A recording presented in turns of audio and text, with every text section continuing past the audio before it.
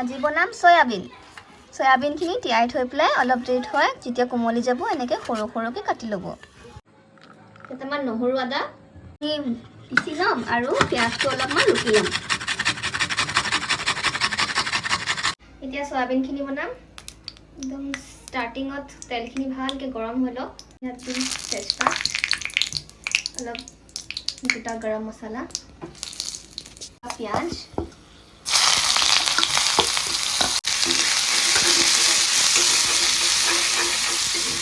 দিম নহৰু আদা পেষ্ট, ভালকৈ লৰাই ল'ম। আমাৰ গেছটো অলপ বেছিকৈ জ্বলে, সেইকাৰণে সোনকালে কৰিছোঁ। তাৰপাছত দিম হালধি, নিমখ, অকণমান জলকীয়া গুড়ি টেষ্টৰ কাৰণে অকণমান। এতিয়া পিঁয়াজ নহৰু আদাখিনি ভালকৈ মিক্স হৈ গৈছে, তেলত তাৰ কেঁচা গোন্ধটো গুচি গ'ল। এতিয়া আমি দিম অলপ বিলাহী। এইখিনি অকণমান সিজালৈকে আমি এইটো ঢাকি দিম। পনীৰখিনি ধুনীয়াকৈ যেতিয়া মেছ হৈ যাব তেতিয়া আমি অকণমান টমেটো চচ দিম।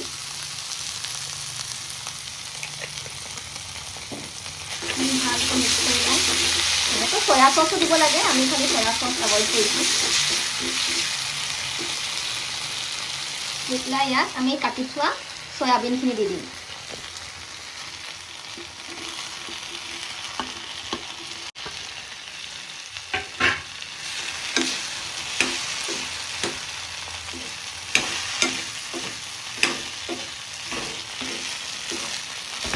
ভালকৈ মিক্স কৰি লওঁ।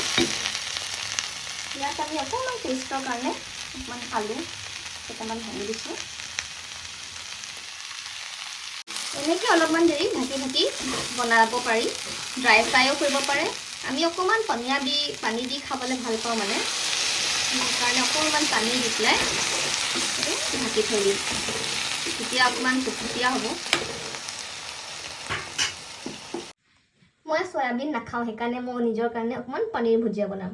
পনীৰখিনি আপুনি কিউবো ল'ব পাৰে, মই খালি এইখিনি মেছ কৰি লৈছোঁ। আৰু মই বনাম একদম চিম্পল তৰিকাৰ শ্বৰ্টকৈ পনীৰ ভুজিয়া।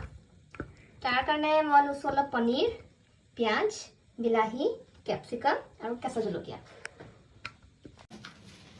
চবতে প্ৰচেছ বেছিকলি ছেমেই হয়। ইয়াত অকণমান পিঁয়াজ সৰু সৰুকৈ কাটি লোৱা,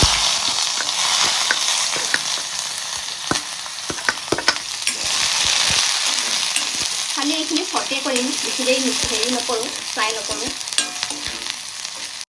বিলাহী, কেপচিকাম,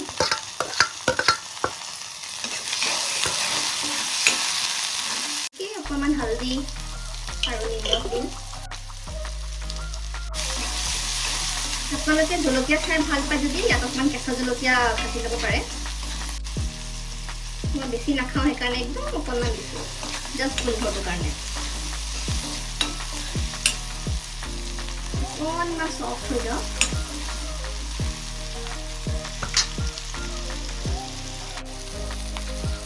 আপোনালোকৰ যদি এলাহ লাগে কেতিয়াবা খানা বনাবলৈ, তেতিয়া বহুত শ্বৰ্ট টাইমৰ ভিতৰতে একদম কম ইনগ্ৰেডিয়েণ্ট দি এনেকৈ পনীৰ ভুজিয়া বনাই খাব পাৰিব।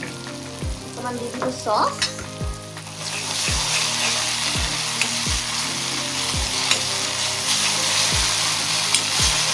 অকণমান চফ্ট হৈ লওক।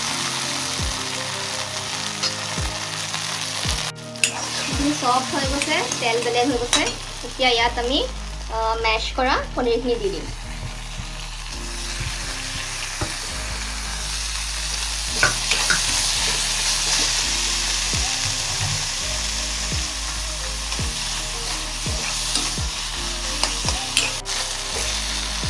এইখিনি আমাৰ পনীৰ ভুজিয়া ৰেডি।